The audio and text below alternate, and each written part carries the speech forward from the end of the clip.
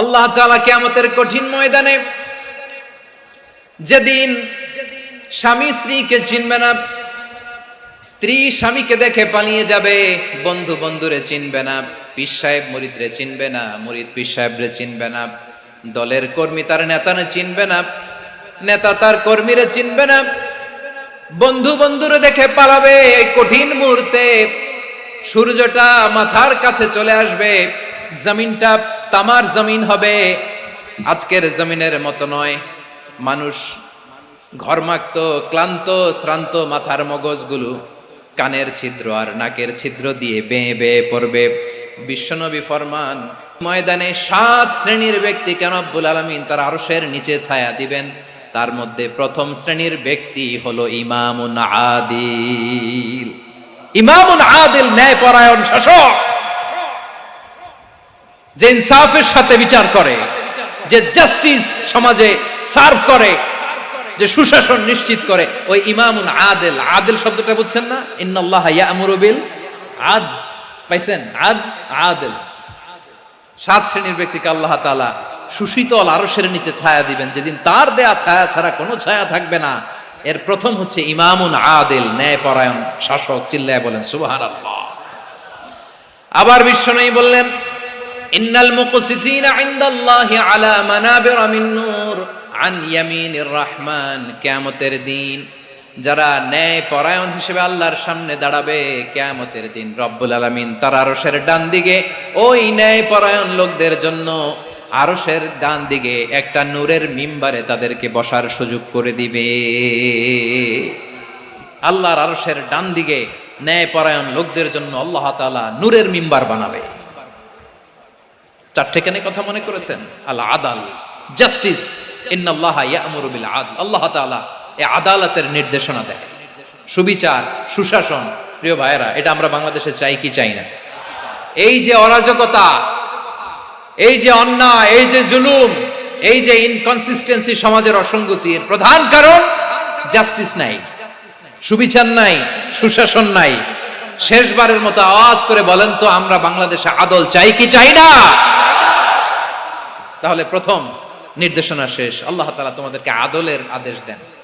এরপরে আল্লাহ বললেন, আমি তোমাদেরকে ইহসানের আদেশ দেই। ইন্নাল্লাহা ইয়া'মুরু বিল আদলি ওয়াল ইহসান। আমি তোমাদেরকে যেমনি আদলের নির্দেশনা দেই, তেমনি ভাবে তোমাদেরকে ইহসানের নির্দেশনা দেই। ইহসান, আওয়াজ করে সবাই বলেন তো ইহসান। সবাই বলেননি, সবাই বললে এতটুকু আওয়াজ হবে আমি বিশ্বাস করি না। আওয়াজ করে বলুন আল ইহসান। ইহসান মানে কারো প্রতি সফট হার্টেড হওয়া, মহানুভব হওয়া, অনুগ্রহ পরায়ণ হওয়া, অনুগ্রহশীল হওয়া, একে অপরের প্রতি দয়াদ্র হওয়া। একে অপরের প্রতি দয়াদ্র, অনুগ্রহশীল হওয়া ছাড়া মানবিক সমাজ কশিনকালেও গঠন করা সম্ভব না। প্রিয় ভাইয়েরা, সুন্দর আচরণ দিয়ে, ইহসান দিয়ে যা জয় করা যায়, নরম আচরণ দিয়ে যেটা অর্জন করা যায়, কঠোরতা দিয়ে সেটা পারা যায় না। বিষ্ণু ঈসা ইসলাম ইহসান দিয়ে, কোমল আচরণ দিয়ে, তার অনুগ্রহ দিয়ে তিনি অনেক কাফিরের হৃদয়কে জয় করে ফেলেছেন। সাইয়েদনা সুমামা ইবনে উসাল রাদিয়াল্লাহু তাআলা আনহুর কথা মনে পড়ে যায়। তিনি ছিলেন ইয়ামামার বাদশা। মদিনাতে বিশ্বনবীকে হত্যা করার নিয়তে এসেছিলেন। গোপনে গোপনে বিশ্বনবীকে হত্যা করে আবার ইয়ামামাতে তিনি ফিরে যাবেন। কিন্তু কি অবাক করা কাণ্ড, হত্যা করতে পারে নাই, সাহাবাদের হাতে তিনি ধরা পড়ে গেলেন। সাইয়েদনা সুমামা ইবনে উসাল রাদিয়াল্লাহু তাআলা আনহু হত্যার নিয়তে আসলেন, কিন্তু হত্যা করতে পারলেন না। সাহাবারা ওনাকে ধরে ফেললেন, ধরে মসজিদে নববীর পিলারের মধ্যে বেঁধে রাখলেন। সুমামা ইবনে উসাল, সিরাত থেকে শুনে, সিরাত থেকে শোনাচ্ছি, রাদিয়াল্লাহু তাআলা আনহু ইয়ামামার অধিপতি ছিলেন। ইয়ামামা বিশ্বনবীকে হত্যার জন্য আসছেন, ধরা পড়ে গেছেন, এখন মসজিদে নববীতে বেঁধে রাখছে, তার মানে বন্দী। তো এখন স্ট্যাটাস কি? বন্দী, ক্যাপটিভ।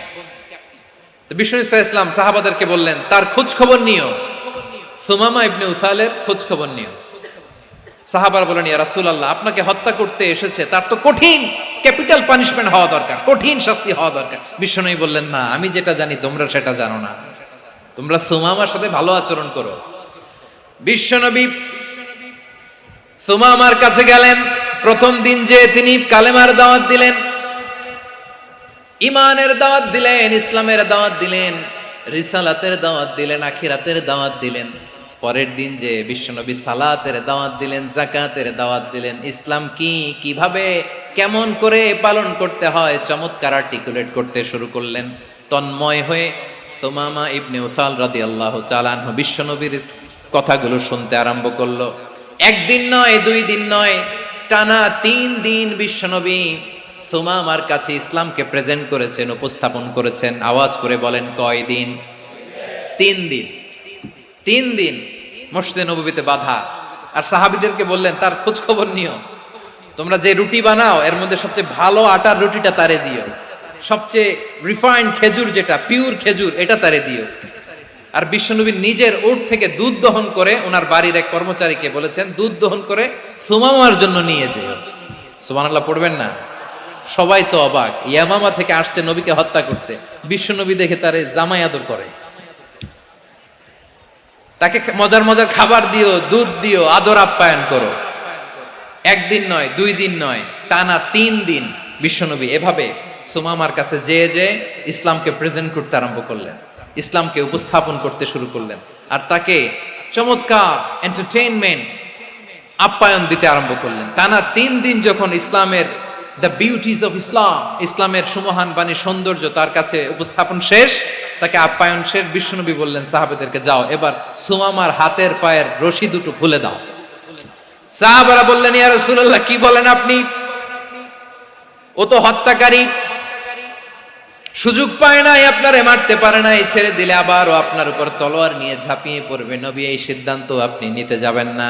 বিশ্বনবী বললেন, যেটা বলেছি সেটা করো, সুমামার রশিগুলো ছেড়ে দাও, সুমামার হাতে পায়ের রশিগুলো যে তোমরা খুলে দাও।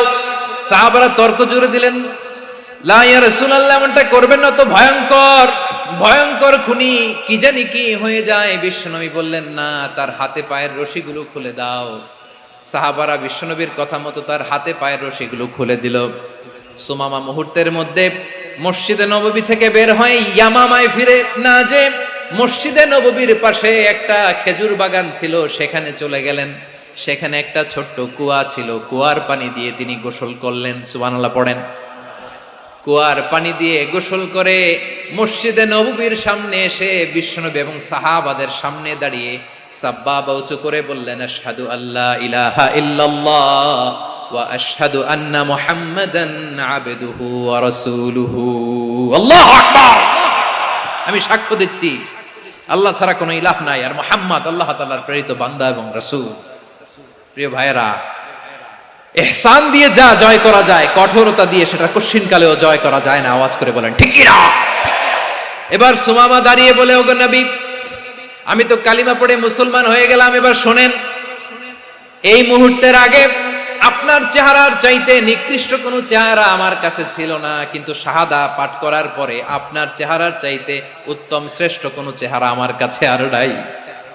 ও নবী, আজকের দিনের আগে ইসলাম ধর্মের চেয়ে নিকৃষ্ট অপছন্দনীয় কোনো ধর্ম আমার কাছে ছিল না, কিন্তু এই মুহূর্ত থেকে ইসলামের চেয়ে সেরা শ্রেষ্ঠ পছন্দনীয় কোনো ধর্ম আমার কাছে নাই।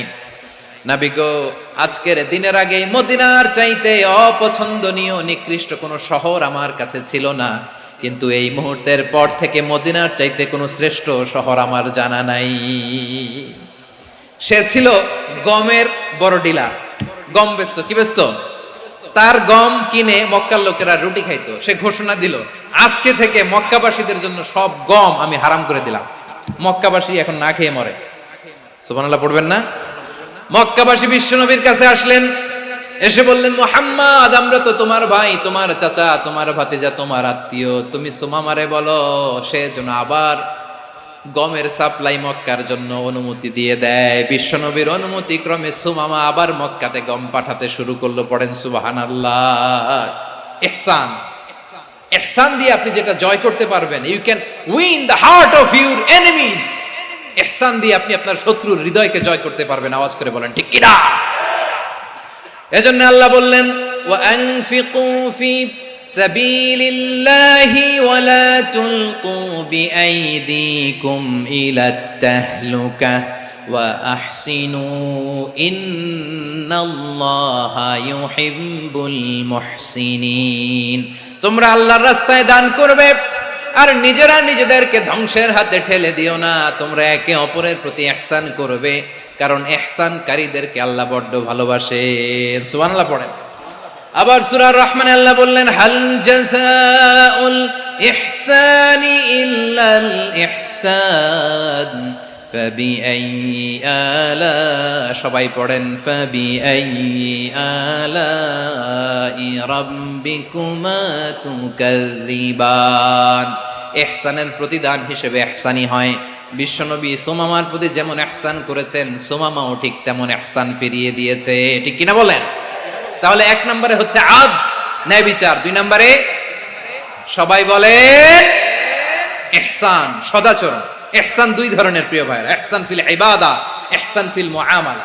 ইহসান ফিল ইবাদা হচ্ছে একাগ্র অনুভবে ইবাদতে ডুব দেওয়া, এর নাম ইবাদতের ইহসান। সুবহানাল্লাহ পড়ো। বিশ্বনবী বলেন ইহসান মানে কি জানো নাকি? হাদিসে জিবরিলে সাইয়েদনা জিবরিল আলাইহিস সালাম বিশ্বনবীকে বললেন, আখবিরনি আনিল ইহসান। নবী আমাদেরকে বলেন ইহসান মানে কি? বিশ্বনবী বললেন, আনতা আবুদাল্লাহা কাআন্নাকা তারাহু ফাইন লাম তাকুন তারাহু ফাইন্নাহু ইয়ারাক। ইহসান মানে হলো এমন ভাবে তুমি আল্লাহর সামনে নিজেকে উজাড় করে ইবাদত করবে, তুমি ভাববে তুমি আল্লাহকে দেখতে পাচ্ছ। আর এটা যদি ভাবা তোমার জন্য কঠিন হয়ে যায়, অন্তত এতটুকু তুমি ভাববা যে আল্লাহ তোমাকে দেখতে পাচ্ছেন। ঠিক কিনা বলেন? ও আমার বীর চট্টলার ভাইয়েরা, কেউ যেটা দেখে না সেটা দেখে কে? এই বিশ্বাস হৃদয়ের মধ্যে আছে? নামাজে যখন দাঁড়ান এই ফিলিংসটা আনা যাবে? হ্যাঁ, এশার সালাত তো এখনো হয় নাই না?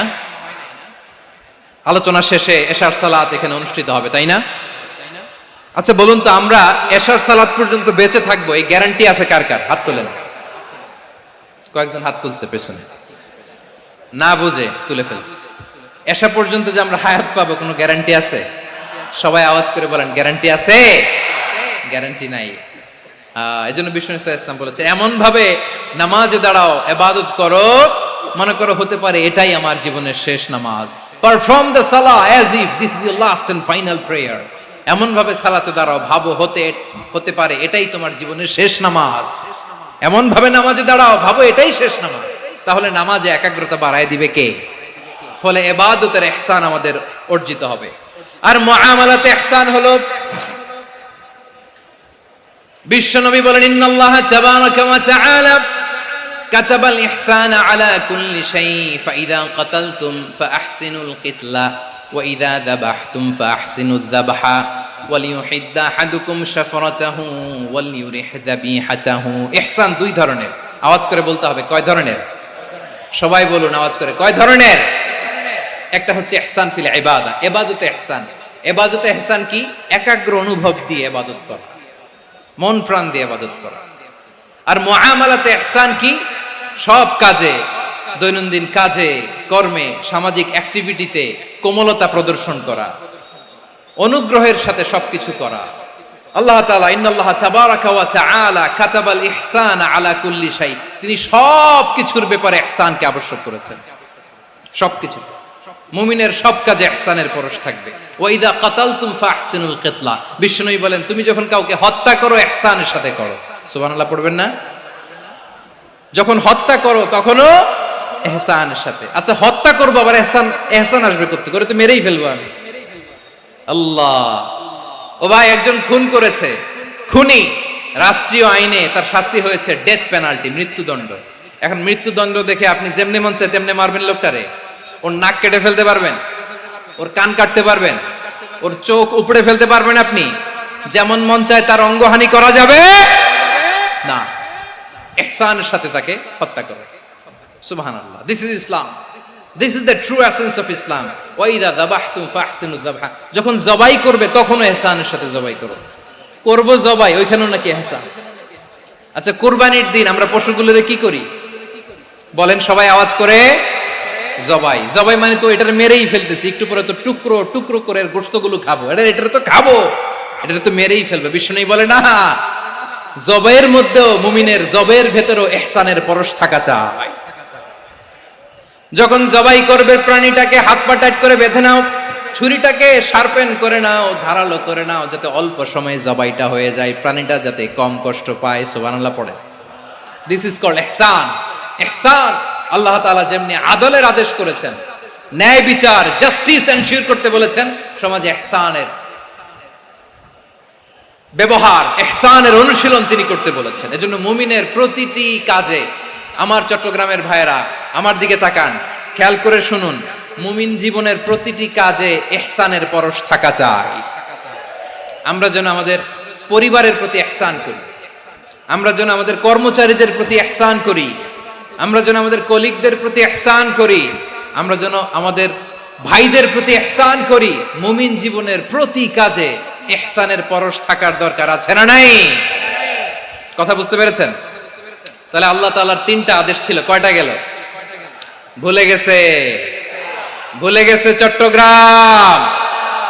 তিনটা আদেশের মধ্যে কয়টা বললাম? প্রথমে কি ছিল? আদল। 2 নম্বরে, 3 নম্বরে রব্বুল আলামিন বললেন ওয়া ইতাইদিল কুরবা, নিকটাত্মীয়দেরকে দান করো, নিকট আত্মীয়দেরকে দাও, যারা তোমাদের ব্লাড কানেকশনের আত্মীয় তাদেরকে তোমরা দাও। এখানে জেনারেলি বললেন দাও, কি দিব সেটা তিনি এখানে বলেন নাই, সেটা তিনি সূরাতুল ইসরার মধ্যে বলেছেন। আল্লাহ বলেন ওয়া আতিযাল কুরবা হাক্কাহ, নিকট আত্মীয়দেরকে তাদের অধিকার, তাদের প্রাপ্য তোমরা বুঝিয়ে দাও। দেখেন, একটা শান্তির সমাজ, একটা সমৃদ্ধ সমাজ, একটা মানবিক সমাজ গঠনের জন্য আল্লাহ তাআলা বেশি না, মাত্র 3টা অর্ডার, 3টা ভার্ডিক্ট তিনি জারি করেছেন। 1 নাম্বার সুশাসন, ন্যায় বিচার। 2 নাম্বার ইহসান। 3 নাম্বার নিকটাত্মীয়, যারা কাছের, তোমার ভেরি ক্লোজ রিলেশনশিপে আছে, তাদেরকে দাও। দাও, দিলে বাড়িয়ে দেয় কে? অনেকে দিতে চায় না, কৃপণতা করে। দিলে বাড়ায় দেয় কে? ও মিয়া, মদিনার মধ্যে সবচাইতে গরিব সাহাবী ছিল বেলাল রাদিয়াল্লাহু তাআলা আনহু। ওনার এন্টায়ার অ্যাসেট, সম্পদের পরিমাণ কতদূর জানেন? একটা লুঙ্গি। বেলাল রাদিয়াল্লাহু তাআলা আনহু, ওনার টোটাল ওয়েলথের এস্টিমেশন হচ্ছে মাত্র একটা লুঙ্গি। একটা লুঙ্গি, টোটাল ওয়েলথ এস্টিমেশন, টোটাল সম্পদের পরিমাণ বেলাল রাদিয়াল্লাহু তাআলা আনহুর কি ছিল? কথা বোঝে নাই বোধহয়। কি ছিল? ওই বেলাল রাদিয়াল্লাহু তাআলা আনহুকে বিষ্ণু ইসলাম বলেছেন আনফিক ইয়া বেলাল, ও বেলাল তুমিও দাও। ওয়ালা তাখশা মিন যিল আরশি ইখলালা, আরশের অধিপতির তো কোনো ঘাটতি নাই, তুমি দিলে ওই আল্লাহ তোমারে বাড়ায় দিবে। এজন্য আমার প্রিয় ভাইয়েরা, দিলে কমে না, দিলে বাড়ে। অনেকে ধরে রাখে, নতুন কিছু নিতে পারে না, হাত দিয়ে যেটা ধরে রেখেছেন এটা দিয়ে দেন, বড় একটা ধরার সুযোগ পাবেন। জোরে বলেন ঠিক কিনা? ধরেন 5 কেজি ওজনের একটা ধরে রাখছেন, এখন 10, এটা না ছাড়লে 10 কেজি ধরতে পারবেন আপনি? আচ্ছা, 10 কেজির জিনিস একটা আছে হাতে, ওইটা যদি ছেড়ে দেন তাহলেই না 15 কেজি ধরতে পারবেন। কথা বলেন ঠিক কিনা? তাহলে দিলে বাড়িয়ে দেয় কে? রব্বুল আলামিন বললেন 3 নাম্বার আদেশ হলো তোমাদের প্রতি সমাজটারে কেমন করে মানবিক সমাজ, সুন্দর সমাজ গড়বা। 3 নাম্বার আদেশ হলো ওয়া আতিদাল কুরবা হাক্কা, নিকটাত্মীয়দেরকে তাদের প্রাপ্য বুঝিয়ে দাও। এই নিকটাত্মীয়দেরকে তাদের অধিকার বুঝিয়ে দেওয়া, প্রাপ্য বুঝিয়ে দেওয়াতে আমাদের গাফলতি আছে না নাই? চট্টগ্রামে নাই? মাশাআল্লাহ আছে, আছে। অনেকে দেখবেন অনেক আল্লাহওয়ালা তাহাজ্জুদ গুজার, সেজদা দিতে দিতে কপালে কালো দাগ ফেলে দিছে, সে তার বোনের হকটা আদায় করে নাই। আছে না নাই? হ্যাঁ, এখানেও আছে। সর্বনাশ। অনেক বড় হাজী সাহেব, বিশাল লম্বা দাড়ি, ছেলেরে সব দিয়ে দিছে, মেয়েরে কিছু দেয় নাই, মেয়ের হক আদায় করে নাই। আছে না নাই? এই হাজী সাহেবেরা, এই আল্লাহওয়ালারা কিয়ামতের ময়দানে আটকে যাবে। আপনি অন্যের অধিকার নষ্ট করেছেন, তাদের রাইটস কে ভায়োলেট করেছেন। এজন্য আল্লাহ তাআলা বলেন, কারো অধিকার যদি কেউ নষ্ট করে, ওই সমাজটা মানবিক সমাজ কঠিনকালেও হতে পারে না। এজন্য 3 নম্বর আল্লাহ বললেন ওয়া ইতাইদিল কুরবা, নিকটাত্মীয়দেরকে দাও। কি দিবা? তাদের অধিকার দিয়ে দাও, বোনের অধিকার বুঝিয়ে দাও, মেয়ের অধিকার বুঝিয়ে দাও, ফুফুর অধিকার বুঝিয়ে দাও। দেখবেন অনেক মায়েরা ছেলের পাতে মুরগির রান দেয়, মেয়ের পাতে দেয় মুরগির ঠ্যাং। এরকম আছে না নাই? ছেলেরা কি দেয় মুরগির, মেয়ের পাতে কি দেয়? তো মেয়ের কি মুরগির রান খেতে মনে চায় না? মনে চায় না? এমনটা করা যাবে না। নিকটাত্মীয়দেরকে অধিকার দিয়ে দাও, নিকটাত্মীয়ের সাথে সুসম্পর্ক রাখো। আদেশটা কার? এজন্য প্রিয় ভাইয়েরা, জীবনে যদি বারাকা অর্জন করতে চান, নিকটাত্মীয়দের সাথে সুসম্পর্ক রাখতে হবে, তাদের জন্য উপহার পাঠাতে হবে। বিশ্বনবী বলেন, লা ইয়াদখুলুল জান্নাতা কাতে, যে ব্যক্তি আত্মীয়তার সম্পর্ককে ছিন্ন করে দেয়, সে কশিন কালেও আল্লাহর জান্নাতে ঢুকবে না। আপনি কি এটারে সহজ হাদিস মনে করছেন? এটা সহজ কথা? আপনি ভাবছেন আপনার নামাজ আপনার বাঁচাতে পারবে, আপনার রোজা বাঁচাতে পারবে, আপনার তাহাজ্জুদ আপনারে বাঁচাতে পারবে? অধিকার নষ্ট করলে কিছুই আপনারে বাঁচাতে পারবে না। এজন্য নিকট আত্মীয়দেরকে দিতে হবে বেশি বেশি। বিশ্বনবী বলেন, ইন্না সাদাকাতা আলাল মিসকিনি সাদাকা ওয়া আলা যির রাহিমি ইসনাতান সাদাকাতুন ওয়া সিলা। মিসকিন রে দান করলে শুধু দানের সওয়াব হয়, নিকট আত্মীয়কে দান করলে দুইটার সওয়াব হয়, সাদাকার সওয়াব হয়, আবার আত্মীয়তার বন্ধন অটুট রাখার সওয়াব হয়ে যায়। আবার বিশ্বনবী বললেন, মান সাররাহু আইয়ুবসাতা লাহু ফি রিজকিহি ওয়া ইউনসালাহু ফি আসারিহি ফালইয়াসিল রাহিমা। যে ব্যক্তি তার রিজিকের প্রশস্ততা চায় আর হায়াতে বরকত চায়, সে যেন তার আত্মীয়ের সাথে সুসম্পর্ক রাখে। আমার প্রিয় চট্টলার ভাইয়েরা, আমাদের রিজিক বাড়ুক, এটা আমরা চাই কি চাই না? সবাই চান? হ্যাঁ, আমাদের রিজিকে প্রশস্ততা আসুক, চাই কি চাই না? আমাদের হায়াতে বরকত আসুক, আমরা চাই কি চাই না? এই দুইটা যদি চান, তাহলে নিকট আত্মীয়দের সাথে সুসম্পর্ক রাখবেন, পারবেন? তাহলে সমাজটারে মানবিক সমাজ বানায় দিবে কে? তিনটা আদেশ চলে গেল। কয়টা? আওয়াজ করে বলেন। এক নম্বরে কি ছিল? দুই নম্বরে, তিন নম্বরে নিকট আত্মীয়দেরকে দান। আপনাদেরকে আরো শোনার আগ্রহ আছে? আপনাদের মনোযোগ আছে না গেছে? কষ্ট হচ্ছে না? মাশাআল্লাহ, মাশাআল্লাহ। তাকবীর পড়ুন, লিল্লাহি তাকবীর।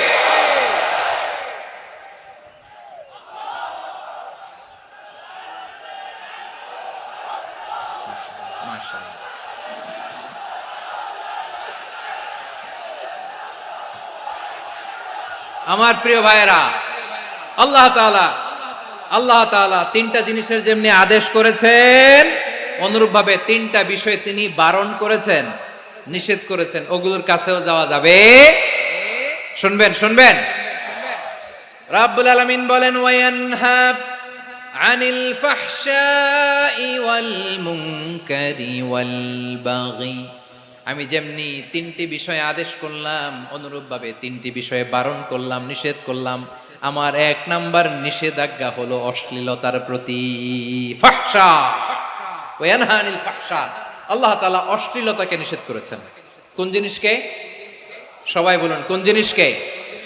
যত ধরনের, যত টাইপের, যত ক্যাটাগরির অশ্লীলতা হতে পারে, সব অশ্লীলতাকে হারাম করেছেন কে? ফাহশা মানে কি? কথায়, কাজে, আচরণে, কমেন্ট, ফেসবুকের কমেন্টসে যত ধরনের নোংরামো আছে, যত ধরনের অশ্লীলতা আছে, এটাকে আরবিতে বলে ফাহশা। এটাকে কি বলে? রাব্বুল আলামিন বলেন, কুল ইন্নামা হারামা রাব্বিয়াল ফাওয়াহিশা মা যাহারা মিনহা ওয়া মা বাতান। ও নবী, আপনি বলে দেন, আমার রব প্রকাশ্য, অপ্রকাশ্য, স্পষ্ট কিংবা অস্পষ্ট, দৃশ্যমান কিংবা অদৃশ্যমান সব অশ্লীলতাকে হারাম করেছেন। সব ধরনের অশ্লীলতা হারাম, সব ধরনের। আল্লাহ তাআলা আমাদেরকে অশ্লীলতা থেকে বাঁচান, অশ্লীলতা থেকে তিনি আমাদেরকে হেফাজত করুক। পড়েন আমিন। এবার বলেন, আমাদের সমাজে অশ্লীলতা আছে না নাই? চট্টগ্রামে নাই? আমি কই নাই, ওনারা বলে আছে। দেখছেন, আমি সামহাও বাঁচায় দেওয়ার ট্রাই করতেছি, ওনারা বলে আছে। অশ্লীলতা নানা ভাবে, নানা নামে, নানা মোড়কে আমাদের সমাজে আছে না নাই? সংস্কৃতির নামে, ফ্যাশনের নামে, বিনোদনের নামে, উপন্যাসের নামে, কনসার্টের নামে অশ্লীলতা আছে না নাই? আপনি দেখেছেন কনসার্টগুলোর অবস্থা? এই যে আতিফ আসলাম যে আসছে আমাদের দেশে, তারপর কে কে আসছে, আমাদের তরুণ তরুণীরা, আমাদের যুবক যুবতীরা, আমাদের জেনজিরা, কি অবস্থা ওইখানে? হ্যাঁ, কি অবস্থা? কে বাঁচাবে ওদের? কে রক্ষা করবে ওদের ইমানের, ওদের চরিত্রের হেফাজতের গ্যারান্টি কে দিবে? কনসার্টের নামে অশ্লীলতা আছে না নাই? ছেলে মেয়ে একে অপরকে জড়ায় ধরতেছে, একে অপরকে চুমো খাচ্ছে প্রকাশ্যে, দিবালোকে, গণমানুষের সামনে। আল্লাহ তাআলা এই অশ্লীলতা থেকে আমাদেরকে বেঁচে থাকতে বলেছেন, বেঁচে থাকতে বলেছেন। রূপালী জগতের নামে অশ্লীলতা আছে না নাই? এই টার্মটা আপনারা জানেন না? রূপালী জগৎ কি জগৎ? আসলে কি রূপালী জগৎ না অন্ধকার জগৎ? আমার বোনেরা, আপনাদেরকে যে কি বলে তারা বুঝায়, রূপালী জগৎ শুনেই আপনি ভরকে যাবেন না। রূপালী জগতে যে নারী যত বেশি উলঙ্গ, সে নাকি তত বেশি সাহসী। জানেন, বলে এটা একটা সাহসী নারী, খুব সাহসী পদক্ষেপ তার। যত বেশি শরীর থেকে কাপড় নামাতে পারবে, যত বেশি বস্ত্রহীন হয়ে নিজেকে প্রেজেন্ট করতে পারবে, সে নাকি তত বেশি সাহসী। আমার চট্টলার ভাইয়েরা, শয়তানের প্রথম এজেন্ডা ছিল বনি আদমকে বস্ত্রহীন করা। সে আদম এবং হাওয়া আলাইহিস সালামকে নিষিদ্ধ গাছের ফল খাইয়ে তাদেরকে বস্ত্রহীন করেছে। এই জামিনেও সে আমাদেরকে বস্ত্রহীন করতে চাইবে। এই রূপালী জগতের নামে তারা এটা করে। আমার প্রিয় বোনেরা, আপনি জানেন না আপনার দাম কত। ওরা আপনাদেরকে বিজ্ঞাপনের সস্তা পণ্য বানাতে চায়। ওরা আপনাদেরকে ওদের ভোগের লিপসার টুলস বানাতে চায়। ওরা আপনাদেরকে দিয়ে ওদের খায়েশ পূরণ করতে চায়। এটা আপনাদের জন্য মোটেও ডিগনিটি নয়, এটা আপনাদের জন্য সম্মান নয়। আপনার সম্মান শালীনতায়, আপনার সম্মান হেজাবে, আপনার সম্মান ভদ্রতায়, আপনার সম্মান আপনার ডিসেন্ট পোশাকে। পোশাক বলে দেয় এই নারীটা ভদ্র না অভদ্র। পোশাক বলে দেয় এই মেয়েটা কোন ঘরের মেয়ে। আওয়াজ করে বলেন ঠিক কিনা? আপনি জানেন না, আপনারা সস্তা পণ্য বানায়, ভোগের পণ্য, বিলবোর্ডে আপনাকে উলঙ্গ করে উপস্থাপন করে। এই অশ্লীলতার সাথে ইসলামের কোনো সম্পর্ক। এজন্য আল্লাহ বলেন, আমি অশ্লীলতাকে হারাম করেছি। অশ্লীলতাকে হারাম করার প্রথম কারণ হলো এর মাধ্যমে মানবতাকে অপমানিত করা হয়। কারণ মানুষের সম্মান মানুষের পোশাকে। মানুষ যখন পোশাকহীন হয়ে যায়, বস্ত্রহীন হয়ে যায়, তার সম্মান কমে যায়। ঠিক কিনা? অশ্লীলতাকে হারাম করার প্রথম কারণ হচ্ছে মানুষ মানুষকে অপমান করে। একটা নারী, সে তো সম্মানিত, নারী যে কত সম্মানিত নারীরা এটা বুঝেই নাই। বিশ্বনবী বলেন, আর দুনিয়া কুল্লুহা মাতা ওয়া খায়রু মাতা'আদ দুনিয়া আল মারআতুস সালিহা। আমার বোনেরা, 5টা প্যান্ডেলে আপনারা এলইডিতে আমার আলোচনা শুনছেন, আমি জানি। আপনাদের এই গর্ভ যে কত দামি আপনি জানেন না। আপনার পেট থেকেই আসবে আগামী দিনের সালাহুদ্দিন আল আইয়ুবী। আপনার পেট থেকেই আসবে অনাগত দিনের ইমাম মাহদী আল মুনতাযর। আপনার পেট থেকেই আসবে অনাগত দিনের ফয়সাল, ওয়াসিম, মুগ্ধ, আবু সাইদের মতো বীর যোদ্ধা।